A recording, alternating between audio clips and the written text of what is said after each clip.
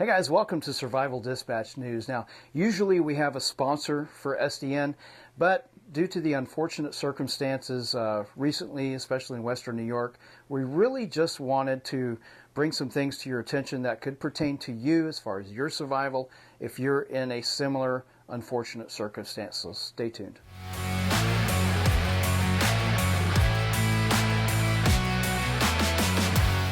Chris, the headline says it all, and we're in a bit of a somber mood today here with Survival Dispatch News because we're discussing this particular incident. And the headline reads, Buffalo woman 22 dies in blizzard after sending chilling final video to her family. And tell us essentially what happened. Well, my understanding is that this family moved to North Carolina. I believe the parents had divorced or separated, and she came from North Carolina back to Buffalo because her father had fallen ill, needed somebody to tend to him, and she got stuck in this horrible big snowstorm right around Christmas, and the snow was so extreme that it actually plugged up the exhaust, and the carbon monoxide came inside, and unfortunately cost her life, and she was in this for 18 hours. Wow. This is Anndel, I hope I'm pronouncing her name right, Anndel Taylor, 22 years old. She was stranded in the snow. There was a blizzard Friday afternoon, Western New York, particularly in the Buffalo area. It was terrible. Snow got up to I think it's up to 6 feet now. Essentially, at the time of this video, they've actually banned highway travel in that area because of the conditions. But, I want to talk about this as it relates to survival and what we can do and what our viewers can think about, because not everybody lives down here in sunny Florida. Although it did get a little chilly, not nearly these type of conditions. But I'm holding in my hand here something that may have saved that young girl's life. But let's talk about a little bit more about those circumstances. So obviously she was cold. It was probably below freezing temperatures. Her car was running. The news tells us that she died of carbon monoxide poisoning because the snow essentially plugged the exhaust. The exhaust couldn't escape. I assume it flowed back into the car. Do you think she would have survived if she cracked her windows? I don't know. Hard to say. I think it's such a long period of time, 18 hours stuck in one spot, most likely scared.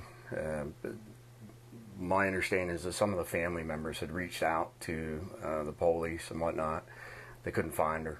It was just a hellacious storm. This was part of what they were calling the weather bomb that affected the whole northern part of the country. Yeah. So I don't know. I think from our perspective, if there's even any small little tiny positive thing that could potentially come out of this, is just to raise awareness. Yeah. That it's just so important to have some element of survival knowledge and some survival tools at your disposal in your car, some sort of emergency kit, because in a case like this where the first responders either can't find you or can't get to you, to have a chance to survive. This is an absolute tragedy. Yeah, we can live without food for a while. We can't live without water for very long. So that's the first thing that pops into my mind is water, a source to stay warm. So, keep water in your vehicle. This is just me talking off the cuff. Keep water in your vehicle. If you leave in these cold areas, these are awesome. They're cheap. They're so cheap. They're available. This is a survival blanket. It's a mylar material. It just reflects the heat back onto your body. They're so cheap. It's cheap insurance. 99 cents. A buck. 99 cents. Yeah, I've got a packet. I actually have a packet in my truck right now. I think we reviewed one manufacturer of these on Survival Dispatch.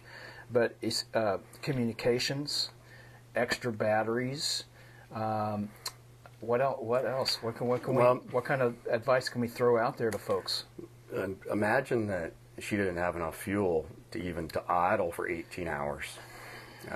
Then it may have been a situation of freezing to death or something along those lines. Yeah. So yes, some sort of battery backup, little power bank or something to keep your phone charged up. Yep. And to stay in communication with the rest of the world. Some form of shelter like this. Yep. It reflects about 90% of your body heat. always should always have water in your vehicle. Yep. We carry protein bars and stuff like that as well. Likewise. I'm not saying any of that would have saved this poor girl's life. You know, it's again, we're just trying to raise some awareness that this terrible situation for her family, and it's incomprehensible to think of being stuck in the snow and 18 hours later somebody's lost their life. Yeah. Just sitting there, you know, sort of thing. Yeah, So, it's sad. So I guess I'm just going to ask our viewers, comment below. Let us know if you live in this area, if you live up north. What do you keep in your vehicle? Do you think about survival in your vehicle? I think it's something that we should all think about regardless of where we live. I keep a lot of stuff in my vehicle, even down here in Florida, that I don't, maybe we'll never have to use. But that 1%, that one time I have to, you know, my folks live up north. I was thinking about this, Chris. My folks live in Illinois. If I have to drive up there, they're older. You know, if I have to drive up in the spur of a moment for a visitor to take care of an emergency or something, I want to have that gear that can take care of me in that climate as well. So I'm just going to reach out to our viewers. Let us know in the comments, what's your survival gear for your vehicle? Do you live in these type of conditions? What have you experienced lately? We'd like to know about it. absolutely. Yeah. So short and sweet, survival dispatch news, unfortunate circumstances. Let's all think about these things. Let's think about what we can learn from them so that we and our loved ones can survive in these circumstances. And put a prayer in for this family. Amen.